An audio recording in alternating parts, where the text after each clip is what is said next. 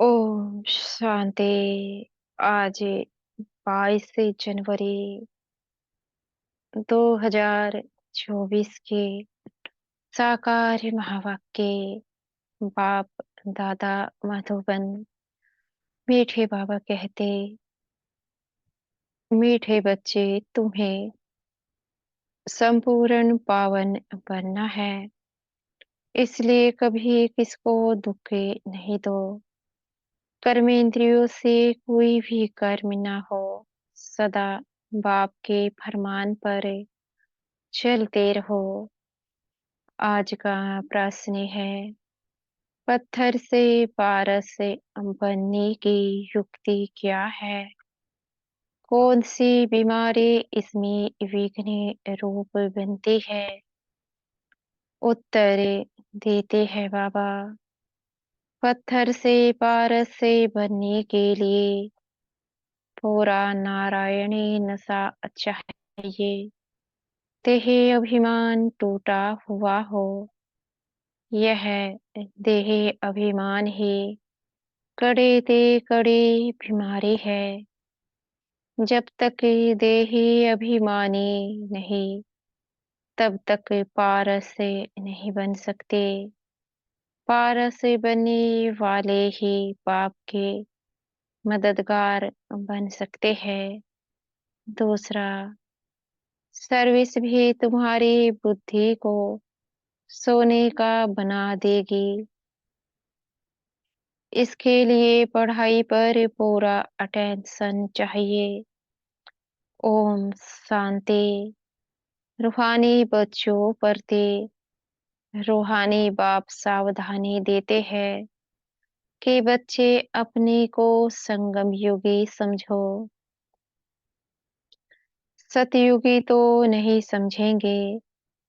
तुम ब्राह्मण ही अपने को संगम युगी समझेंगे, और तो सभी अपने को कलियुगी समझेंगे। बहुत फर्क है सतयुग और कलियुग। स्वर्गवासी व नरकवासी।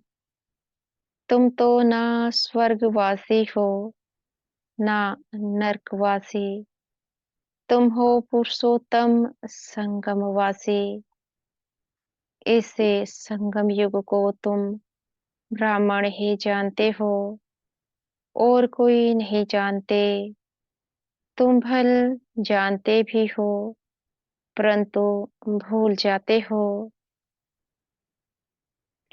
अब मनुष्यों को कैसे समझाए? वे तो रावण के जंजीरों में फंसे हुए हैं। राम राज्य तो है नहीं, रावण को जलाते रहते हैं। इससे सिद्ध है कि रावण राज्य है। राम राज्य क्या है और रावण राज्य क्या है, यह भी तुम समझते हो। नंबरवार बाप आते हैं संगम युग पर, तो यह भेंट भी अभी की जाती है। सतयुग और कलयुग की। कलयुग में रहने वालों को नरकवासी, सतयुग में रहने वालों को स्वर्गवासी कहा जाता है। स्वर्गवासी को पावन, नरकवासी को पतित कहा जाता है। तुम्हारी तो बात ही निराली है, बाबा कहते। तो तुम इस पुरुषोत्तम संगम युग को जानते हो। तुम समझते हो हम ब्राह्मण हैं। वर्णों वाला चित्र भी बहुत अच्छा है। इस पर भी तुम समझा सकते हो। कॉन्ट्रास्ट बताना चाहिए। जो मनुष्य अपने को नरकवासी, पतित, कंगाल समझे, लिखना चाहिए। अब यह पुरानी कलियुगी दुनिया है। सतयुग स्वर्ग नई दुनिया है। तुम नरकवासी हो या स्वर्गवासी, तुम देवता हो या असुर, ऐसे तो कोई नहीं कहेंगे कि हम स्वर्गवासी हैं। कई ऐसे समझते हैं हम तो स्वर्ग में बैठे हैं। अरे यह तो नरक है ना। सतयुग है कहाँ। यह रावण राज्य है। तब तो रावण को जलाते हैं। उन्हों के पास भी कितने जवाब होते हैं। सर्वव्यापी पर भी कितने डिबेट करते हैं। तुम बच्चे तो एकदम क्लियर पूछते हो, अब नई दुनिया है या पुरानी दुनिया। ऐसा क्लियर कॉन्ट्रास्ट बताना है। इसमें बहुत ब्रेन चाहिए। बाबा कहते, ऐसा युक्ति से लिखना चाहिए जो मनुष्य अपने से पूछे कि मैं नरकवासी हूँ या स्वर्गवासी। यह पुरानी दुनिया है या नई दुनिया है। यह राम राज्य है या रावण राज्य।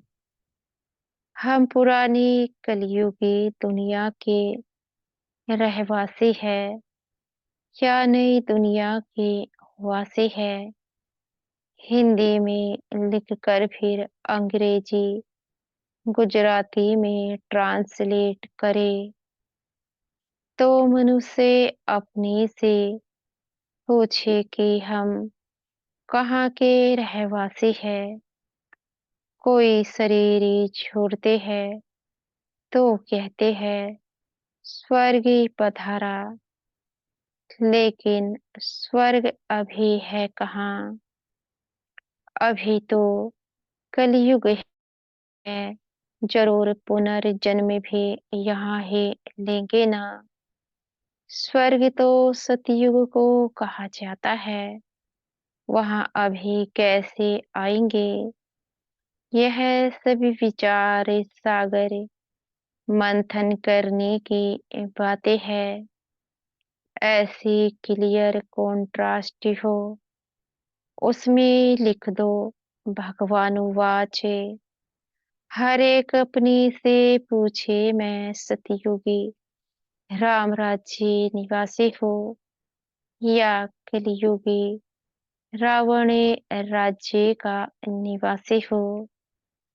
तुम ब्राह्मण हो संगमवासी, तुमको तो कोई जानते ही नहीं। तुम हो सबसे न्यारे। तुम सतयुग कलयुग को यथार्थ जानते हो। तुम ही पूछ सकते हो कि तुम विकारी भ्रष्टाचारी हो या निर्विकारी श्रेष्ठाचारी हो। यह तुम्हारा किताब भी बन सकता है।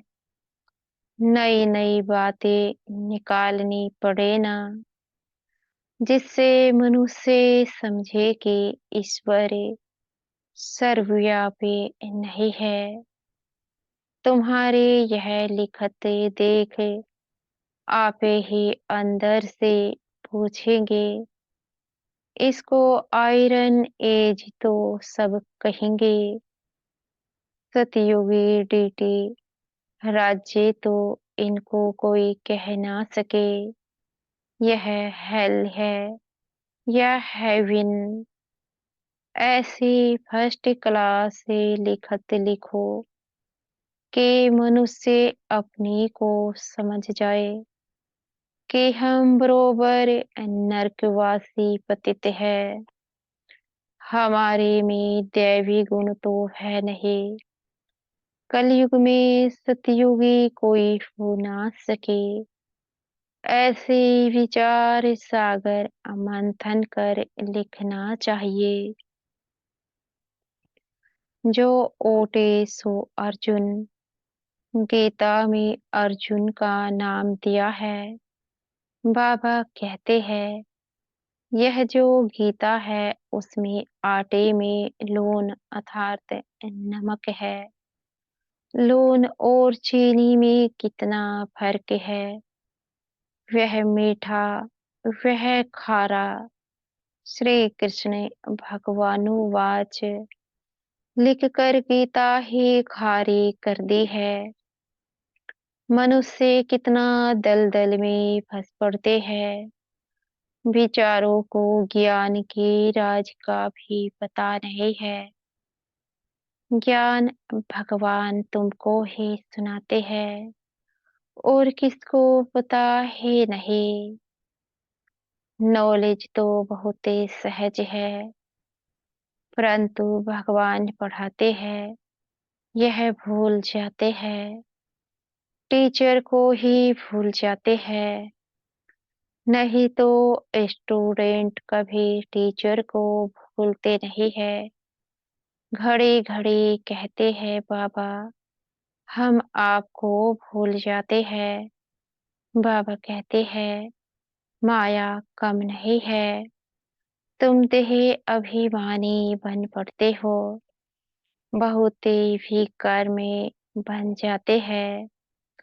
ऐसा कोई खाली दिन नहीं जो विकर्म ना होते हो। एक ही मुख्य विकर्म यह करते हो जो बाप के फरमान को ही भूल जाते हो। बाप फरमान करते हैं मन मना भव। अपने को आत्मा समझो। यह फरमान मानते नहीं है तो जरूर विकर्म ही होगा। बहुत पाप हो जाते हैं। बाप का फरमान बहुत सहज भी है तो बहुत कड़ा है। कितना भी माथा मारे फिर भी भूले जाएंगे, क्योंकि आधा कल्प का देह अभिमान है ना। 5 मिनट भी यथार्थ रीति याद में बैठ ही नहीं सकते। अगर सारा दिन याद में रहे फिर तो कर्मातीत अवस्था हो जाए। बाप ने समझाया है इसमें मेहनत है। तुम वह जिस्मानी पढ़ाई तो अच्छी रीति पढ़ते हो। हिस्ट्री ज्योग्राफी पढ़ने की कितनी प्रैक्टिस है, परंतु याद की यात्रा का बिल्कुल ही अभ्यास नहीं। अपने को आत्मा समझे बाप को याद करना यह है नई बात। विवेक कहता है ऐसी बाप को तो अच्छी रीति याद करना चाहिए। थोड़ा टाइम निकाल रोटी टुकड़ खाते हैं, वह भी बाबा की याद में। जितना याद में रहेंगे उतना पावन बनेंगे। ऐसे बहुत बच्चे हैं जिनके पास इतने पैसे हैं जो ब्याज मिलता रहे। बाप को याद करते रोटी टुकड़ खाते रहे बस। परंतु माया याद करने नहीं देती। कल पे पहले जिसने जितना पुरुषार्थ किया है उतना ही करेंगे। टाइम लगता है। कोई जल्दी दौड़ी लगा कर पहुंच जाए यह हो ना सके। इसमें तो दो बाप है। बेहद के बाप को अपना शरीर है नहीं। वह इनमें प्रवेश होकर बात करते हैं। तो बाप की श्रीमत पर चलना चाहिए। बाप बच्चों को यह श्रीमति देते हैं कि देह सहित सब धर्म छोड़ अपनी को आत्मा समझो। तुम पवित्र आए थे, 84 जन्मे लेते लेते तुम्हारी आत्मा पतित बनी है। अभी पावन बनने के लिए श्रीमत पर चलो। तब बाप गारंटी करते हैं तुम्हारे पाप कट जाएंगे, तुम्हारी आत्मा कंचन बन जाएगी। फिर वहां देह भी कंचन मिलेगी। जो इसी कुल का होगा वह तुम्हारी बातें सुनकर सोच में पड़ जाएगा। कहेगा तुम्हारी बात तो ठीक है, पावन बनना है तो किसको दुख नहीं देना है। मनसा वाचा कर्मणा पवित्र बनना है। मनसा में तूफान आएंगे, तुम बेहद की बादशाही लेते हो ना। तुम भल सच बताओ व ना बताओ, परंतु बाप खुद कहते हैं माया के बहुत ही विकल्प आएंगे, परंतु कर्मेंद्रियों से कभी भी कर्म नहीं करना। कर्मेंद्रियों से कोई पाप नहीं करना है। बाबा कहते हैं तो यह कॉन्ट्रास्ट की बातें अच्छी रीति लिखनी चाहिए।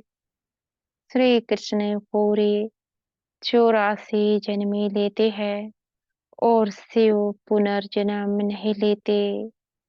वह सर्वगुण संपन्न देवता है। यह तो है ही बाप। तुमने देखा है पांडवों के चित्र कितने बड़े बड़े बनाए हैं। इसका मतलब है कि वह इतनी बड़ी विशाल बुद्धि वाले थे। बुद्धि बड़ी थी, उन्होंने फिर शरीर को बड़ा बना दिया है। तुम्हारे जैसी विशाल बुद्धि और कोई की हो ना सके। तुम्हारी है ईश्वरीय बुद्धि। भक्ति में कितने बड़े बड़े चित्र बनाकर पैसे बर्बाद करते हैं। कितने वेद शास्त्र उपनिषद बनाए, कितना खर्चा किया। बाप कहते हैं तुम कितने पैसे गवाते आए हो। बेहद का बाप उल्हाना देते हैं। तुम फील करते हो बाबा ने पैसे बहुत दिए, राजयोग सिखलाकर राजाओं का राजा बनाया। वह जिस्मानी पढ़ाई पढ़कर बैरिस्टर आदि बनते हैं, फिर उससे कमाई होती है। इसलिए कहा जाता है नॉलेज सोर्स ऑफ इनकम है। यह ईश्वरीय पढ़ाई भी सोर्स ऑफ इनकम है, जिससे बेहद की बादशाही मिलती है।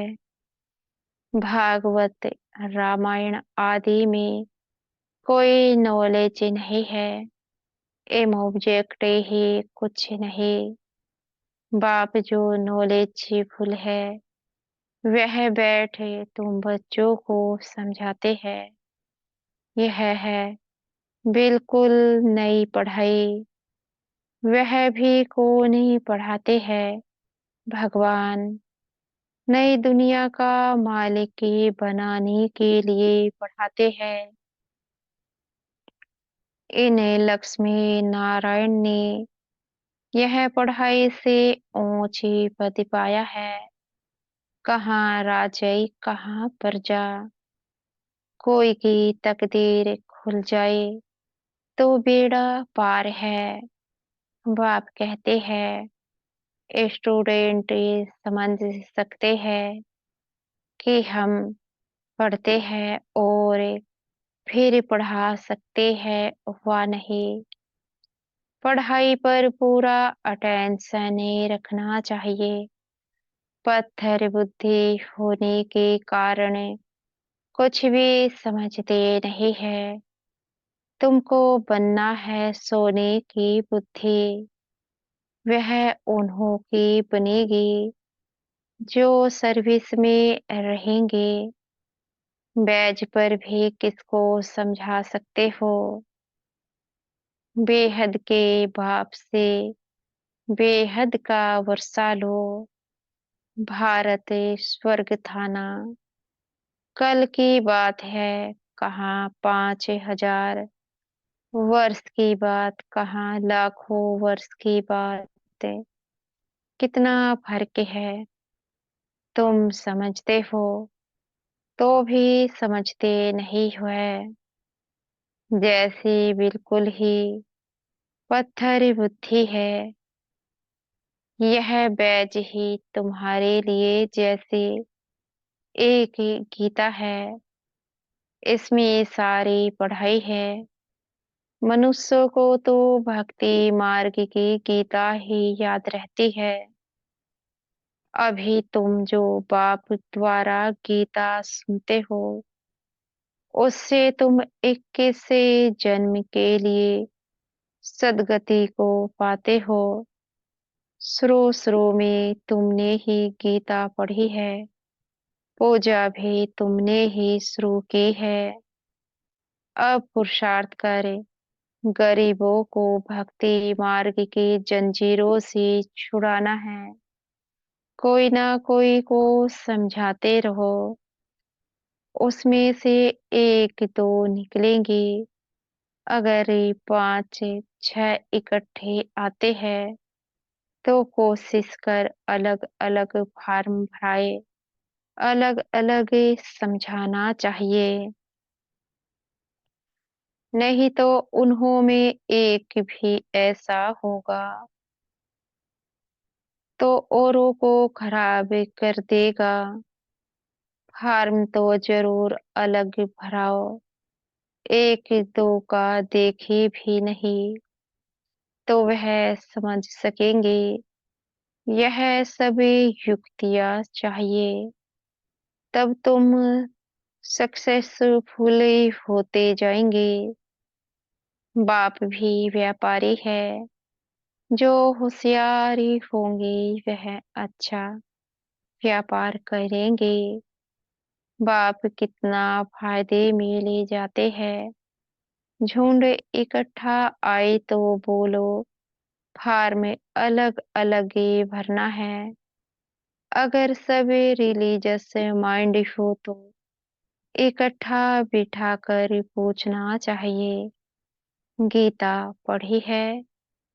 देवताओं को मानते हो? बाबा ने कहा है भक्तों को ही सुनाना है। हमारे भक्ति और देवताओं की भक्ति वह जल्दी समझेंगे।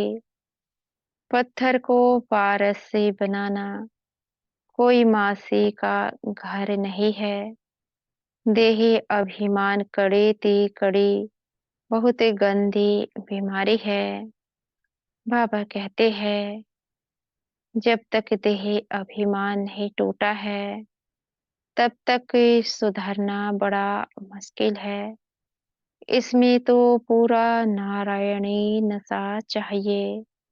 हम अशरीरी आए, अशरीरी बनकर ही जाना है। यहाँ क्या रखा है? बाप ने कहा है मुझे याद करो। इसमें ही मेहनत है। बड़ी मंजिल है। चलन से मालूम पड़ता है यह अच्छी मददगार बनेगी।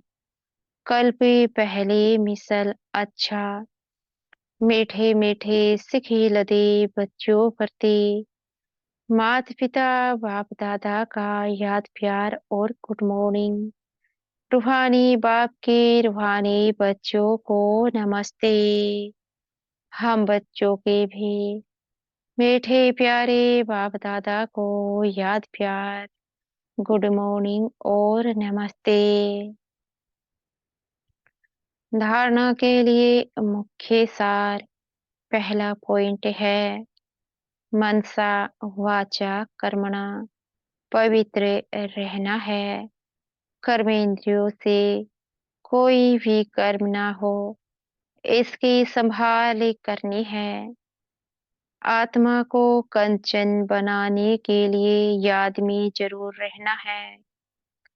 दूसरा पॉइंट है देह अभिमान की कड़ी बीमारी से छूटने के लिए नारायणी नशे में रहना है। अभ्यास करो, हम अशरीरी आए थे, अब अशरीरी बनकर वापस से जाना है। आज का वरदान है, हमारे सतगुरु जी हमें आज का वरदान दे रहे हैं। योग करने और कराने की योग्यता के साथ साथ प्रयोगी आत्मा भव।